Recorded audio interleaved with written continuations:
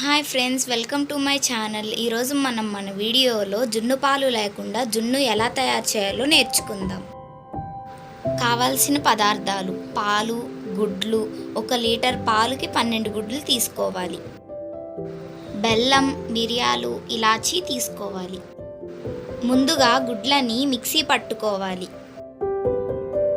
మెత్తగా చేసుకున్న బెల్లంలో పాలు,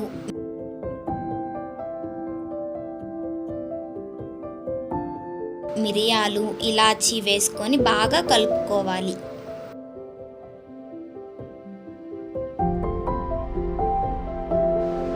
మిక్సీ పట్టుకున్న గుడ్లను పాలల్లో వేసుకొని బాగా కలుపుకోవాలి.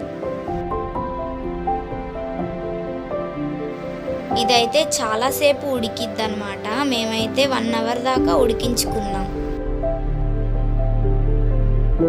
వడపోసుకున్న పాలను కొంచెం తక్కువగా ఒక గిన్నెలోకి తీసుకోవాలి. స్టవ్ మీద ఇడ్లీ పాత్ర పెట్టుకొని కొంచెం వాటర్ పోసుకోవాలి.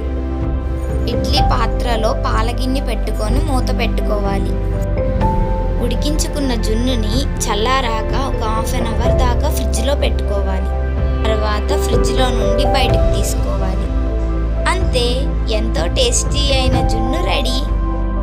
ఈ రెసిపీని మీరు కూడా ట్రై చేసి చూడండి.